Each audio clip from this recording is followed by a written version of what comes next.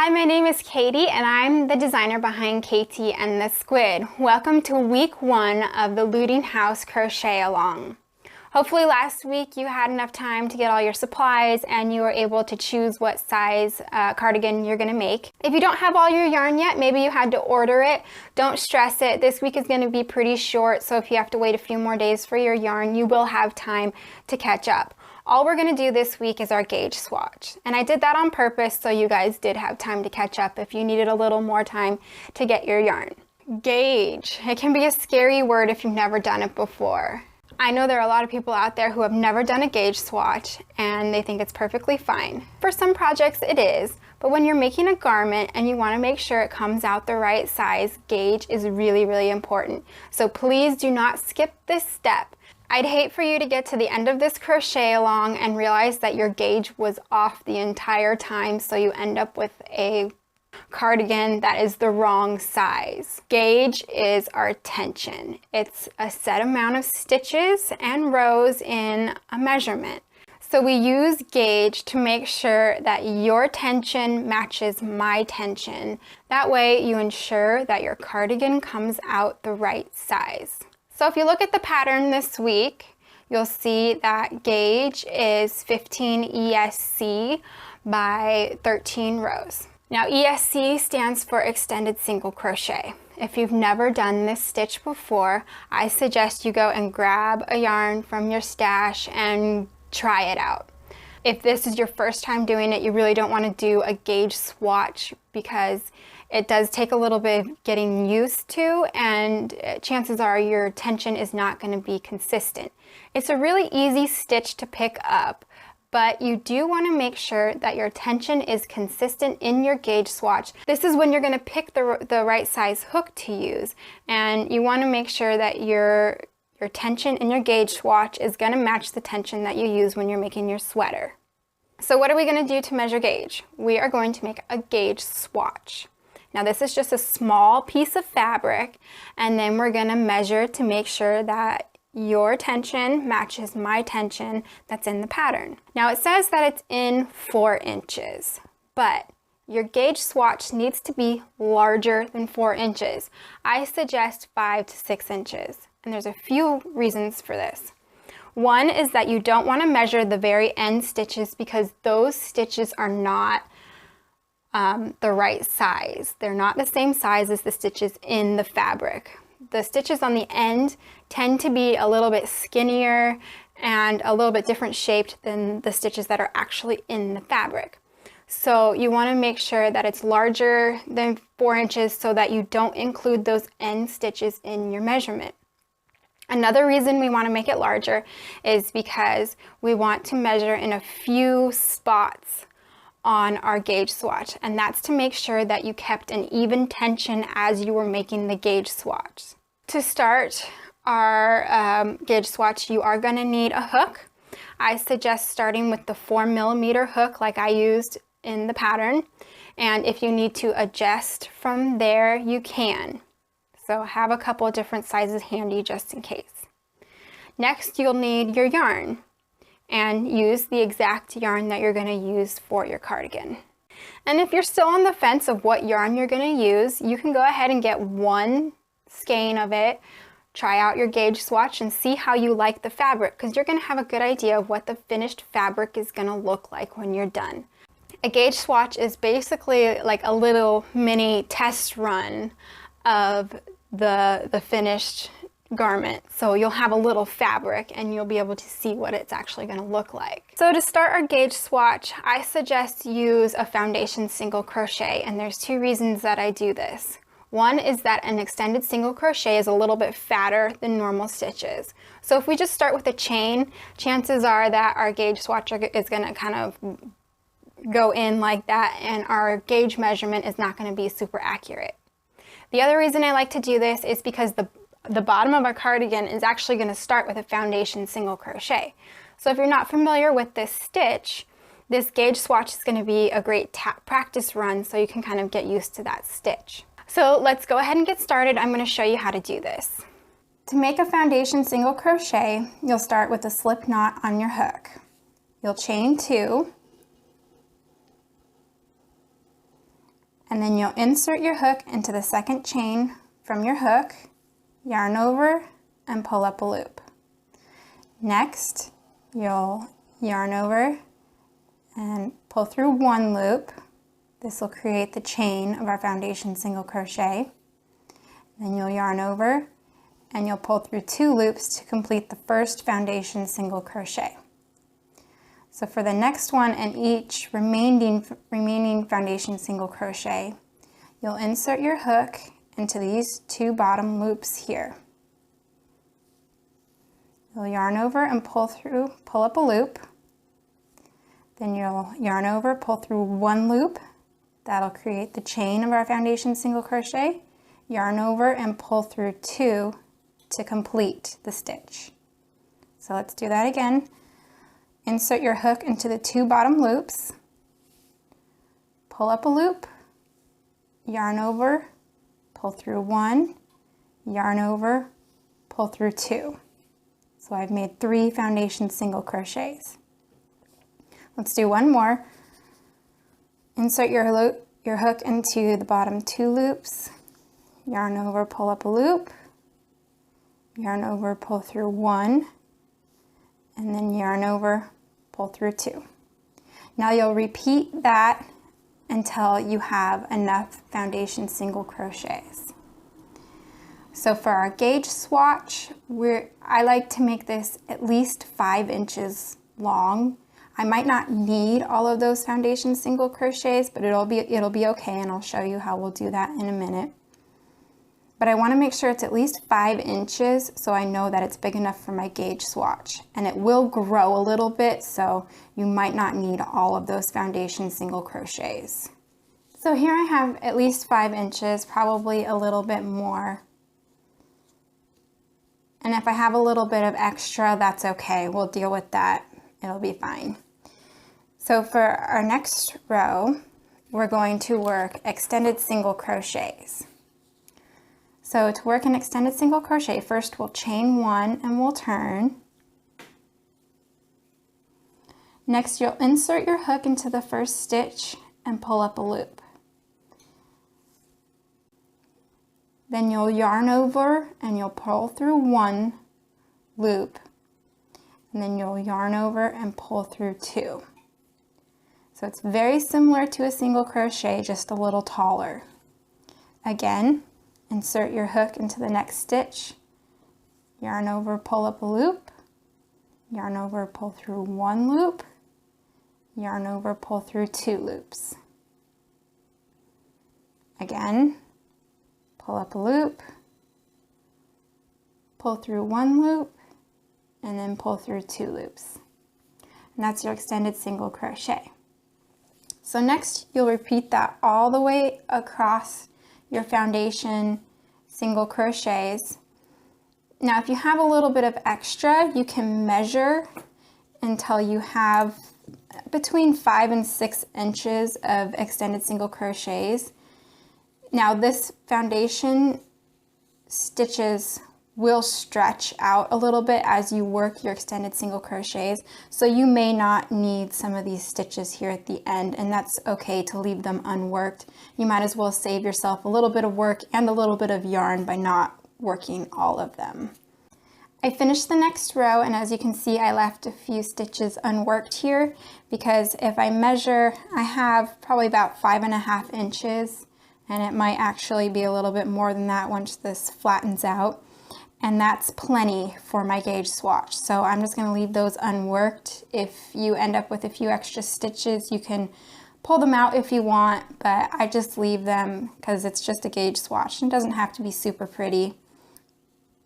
Next, I'll repeat that same row of extended single crochets until I have a length of about, again, 5 to 6 inches. So it should be nice and square. So once you've repeated that row of extended single crochets, make sure that your gauge swatch is at least, like I said, that 5 to 6 inches, and measure it with your ruler. Next, we are not going to measure now. I mean, you could measure and kind of make note of what your gauge is right now, but there's an extra step we need to take here, and it's really important. Next, we're gonna block our swatch, and there's a few reasons we do this. One main reason is because our stitches are gonna kind of relax and kind of go into their finished state, and that's what they're gonna be like on our actual cardigan. So we wanna make sure that we do this so that we're taking an accurate gauge measurement, and I'll show you a really good example. So this is my unblocked swatch. You can see it's a little bit stiff and just kind of stands up. This is my block swatch. You can see it's really drapey and kind of floppy. And if you look really closely, you can tell that my stitches actually did relax and my gauge is different. So to block, super duper easy. All we need to do is throw the swatch in the wash and then in the dryer, just like you normally would. Think about how you might want to wash your finished cardigan. Throw it in the wash just like you would, and then put it into the dryer. Now you want to wash it with something. Avoid things that have Velcro on them for obvious reasons. And you might want to avoid things like jeans or something with a rough zipper, just so they don't snag on your yarn. Also, really important, a mistake I actually made not too long ago is I did not pull this last piece of yarn through. So when I washed my gauge swatch, it actually unraveled in the washing machine, which was not fun. So make sure that you pull that last loop or the last piece of yarn through that last loop, or else you'll have a mess in your washing machine. So when I wash my gauge swatch, I put it in with like t-shirts or something. I'm sure you have a load of laundry just waiting to go, so go ahead and just put it in your normal laundry. So next, when you put it in the dryer, I turn the signal on. So when the dryer is done, it goes beep, beep, beep, and then I run up the stairs, I grab my swatch out of the washing machine, or out of the dryer, and I set it down and I let it cool flat. This way you'll avoid any weird wrinkles setting into your fabric. So pull it out when it's warm, lay it down, let it cool flat. So next, you could move on and measure your gauge, and that's going to give you your finished gauge measurement. Or if you want, you can steam block. Both of my samples, I did not steam block. I decided that it wasn't really needed. And if you're on the fence, do one of each. You could just leave one and measure the gauge and then steam one and see what fabric you like better. And I'm actually going to show you what a steamed swatch looks like. So this was just washed. It's still floppy and nice and drapey, but then when I took some steam to it, it got even more drapey. And you can see it's even more drapey, and it really depends on what you're going for with your cardigan. Now when you steam it, you are going to lose a little bit of the elasticity, so it's not going to bounce back very much, and it's going to be a little bit of a looser fabric, really. I wanted a little bit of that elasticity and kind of spring back to the fabric, so that's why I decided not to steam block. So if you steam block, I have a quick clip. You lay it on something that's heat resistant. You can use your ironing board is fine. And then you turn your iron on and onto the highest setting and put water in it and turn the steam on. Now, caution, steam is hot. Do not burn yourself. Watch your fingers and watch for any little ones running around. Hold the iron over the swatch and let the steam come out, and then I like to flip the swatch a couple times.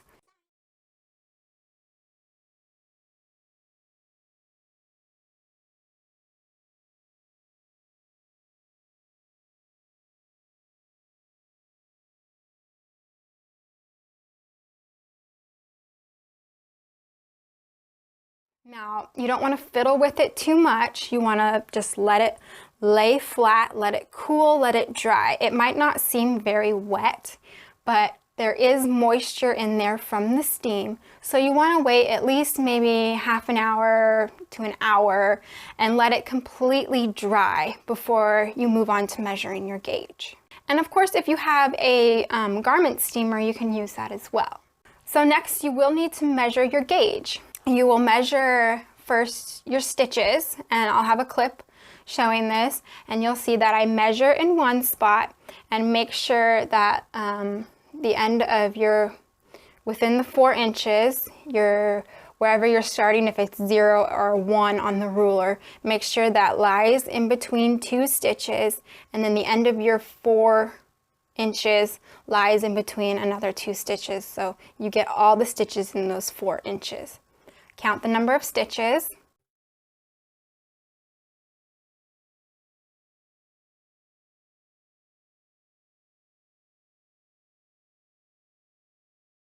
Then you want to move your ruler somewhere else on the gauge swatch, and you'll want to count again.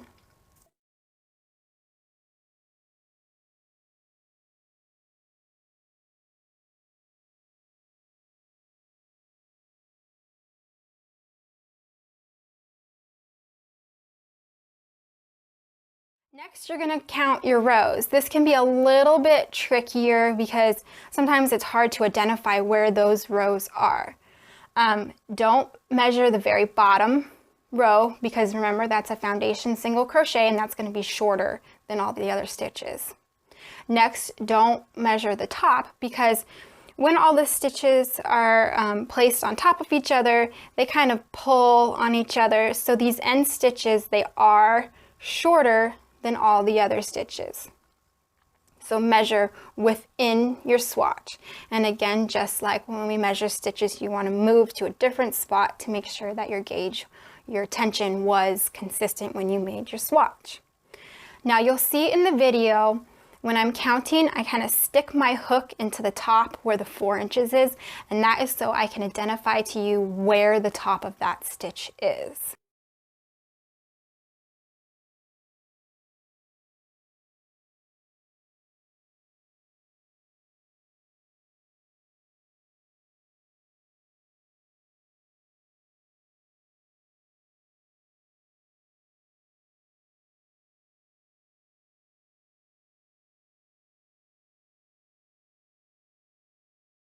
You've measured your gauge. If you match my gauge, then you're good to go for next week. You can sit back and relax. Now, if you don't match, and this is common, super common, don't worry about it. You will have to make another gauge swatch in a different hook size to make sure that you get the correct gauge. So this is where people get a little bit confused. If you have too many stitches within that 4 inches, so let's say you have 16 or more, your tension is too tight, so you need to go up a hook. So too many stitches, go up a hook. Now if you have like way too many stitches, you might want to go up 2 or maybe even 3 hook sizes. Now if you have too few stitches in the 4 inches, so if you have like 14 or fewer, then you need to go, that means that your tension is too loose and you need to go down a hook size. So too few stitches, go down a hook size. And again, if you're way off, go down a couple sizes. Now, if you have to redo your swatch, you will have to go through blocking it again. It is an extra step, but trust me, it's gonna be worth it. Don't worry about cutting into the yardage that you're gonna need for your sweater. I added extra when I calculated how much yarn you're gonna need. Now, if you're still having trouble and you've done a couple swatches and maybe you were able to get the right amount of stitches but not the height, I do have a video that has some kind of couple quick fixes that might help you. So I'll put a link to that video and you can go check it out of how to adjust your height. So once you have figured out your gauge and you know what hook you're gonna use, I like to put these little hang tags, you can use just a scrap piece of paper, onto my gauge swatch, and I say what my gauge was and I say what hook I ended up using. That way, if you were kind of back and forth on a few hooks, then you don't forget what hook you used to get the correct measurement. So that's it for this week. Once you have your gauge figured out, sit back and relax and wait for next week, and then we get to actually start stitching up our cardigan, which is really exciting. Don't forget to follow me wherever you want to follow me, Facebook or Twitter or wherever, so that you don't miss out on next week's post. If you want to, hop into the Facebook group, so if you have any questions, you can go in there and ask.